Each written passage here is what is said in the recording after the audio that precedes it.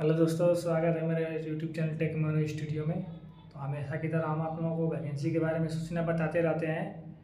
तो आज भी जॉब के बारे में बताएंगे, आज लेकिन गवर्नमेंट जॉब के बारे में बताएंगे जो कि फ्री में भरने के लिए आया है। फ्री में आप उस फॉर्म को अप्लाई कर सकते हैं, कोई भी फीस नहीं, कोई एग्ज़ाम नहीं, सीधे भर्ती है। ठीक है, तो ये है अप्रेंटिसशिप डिप्लोमा वालों के लिए भर्ती है। तो सबसे पहले उसके बारे में बताएंगे। उससे पहले आप मेरे चैनल को सब्सक्राइब और लाइक ज़रूर कर दीजिएगा। चलिए स्टार्ट करते हैं।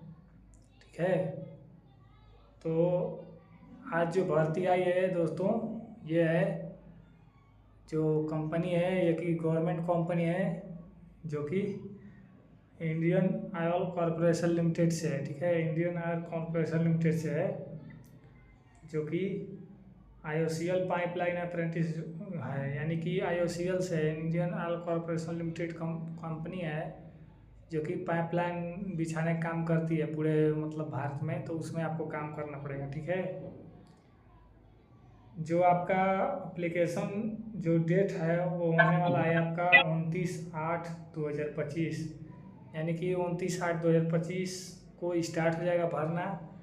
और जो अप्लाई का लास्ट डेट है वो क्या है, 18/9/2025 है। 11:12 तक रात तक, यानी कि 18/9/25 तक आप इसको भर सकते हैं। यानी कि ज़्यादा टाइम नहीं है, और सिर्फ 9 या 8 दिन ही, 10 दिन मान लीजिए टाइम है, और कुछ नहीं। मैक्सिमम जो एज है 18 से 40 वर्ष, 18 से 24 वर्ष होना चाहिए।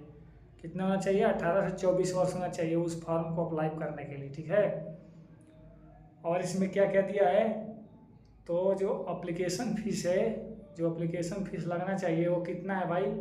तो अप्लीकेशन फ़ीस है जनरल का, OBC, जनरल OBC EWS के 0 रुपया है, बाकी सबके लिए 0 रुपया, यानी कि 1 भी रुपया लगेगा नहीं। ठीक है, 1 रुपया नहीं लगेगा, पूरा फार्म अप्लाई करिएगा, 0 फीस, 0 फीस सबके लिए, ST OBC जनरल कैटेगरी सबके लिए है। ठीक है, तो ये बहुत ही अच्छा चांस सरकार ने दिया है कि लड़का लोग जो भी है डिप्लोमा वाले सब लोग कर लेगा। और ईस्ट वेस्ट नॉर्थ, यानी कि पूरब पश्चिम उत्तर दक्षिण, पूरब पश्चिम उत्तर दक्षिण भारत के हर राज्य के लिए यह निकला है वैकेंसी, जो कि बहुत आसानी से जो भी मेरिट पे होगा उसका परिणाम हो जाएगा।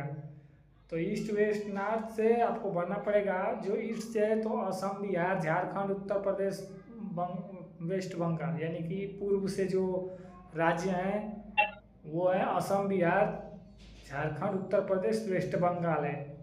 असम में आपका जो है वैकेंसी वो 16 है, बिहार में 38, झारखंड में 3, उत्तर प्रदेश में 35 है, और वेस्ट बंगाल में 64 है।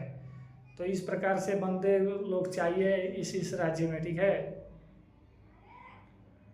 और क्या दिया है भाई?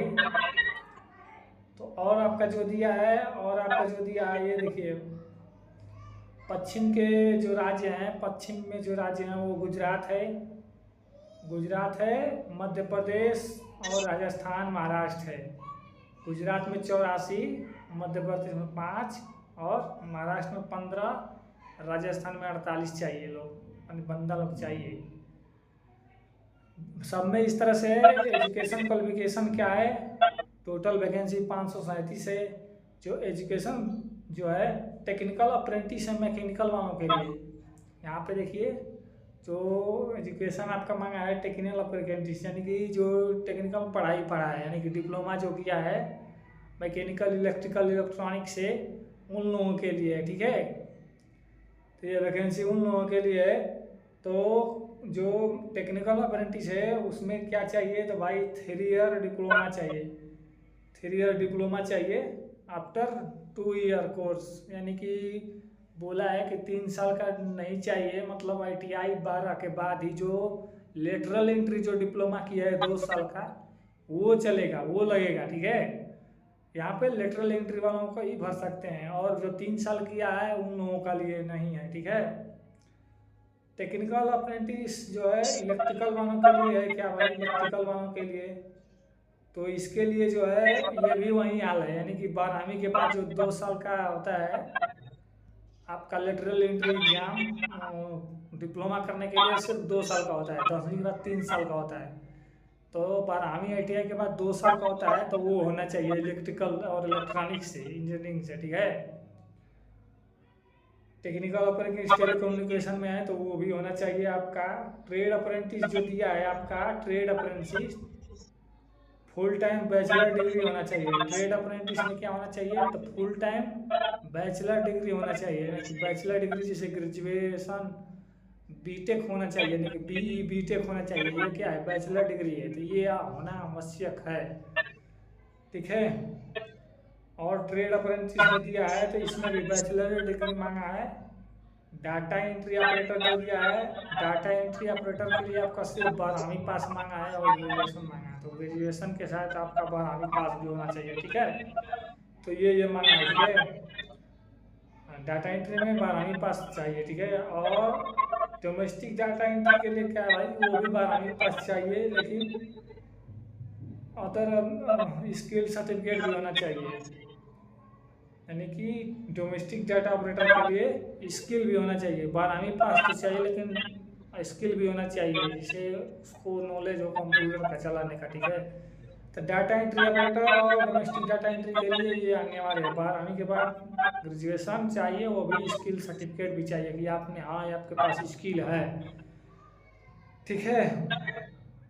तो रजिस्ट्रेशन जो आप करेंगे तो कुछ इस प्रकार का आप लोग को दिखेगा, ठीक है। और इसमें कुछ ज़्यादा दिया नहीं है।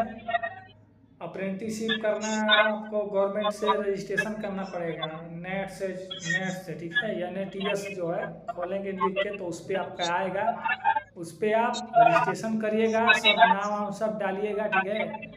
जब सब डालेंगे तब आपका रजिस्ट्रेशन हो जाएगा नेट से, ठीक है। और अप्लाई करने के लिए दिया है रजिस्ट्रेशन, ये सब जो नोटिस वोटिस है जो भी है आपका, आपको अच्छे से दिया गया है। वहाँ पे आप लोग सरकारी जगह पे जाइएगा, वहाँ पे वेबसाइट पे जाके ओपन करिएगा, रजिस्ट्रेशन हो जाएगा। तो आशा है कि आप लोगों को मेरा यह वीडियो पसंद आया होगा, तो वीडियो को लाइक और सब्सक्राइब जरूर करिएगा। चलिए।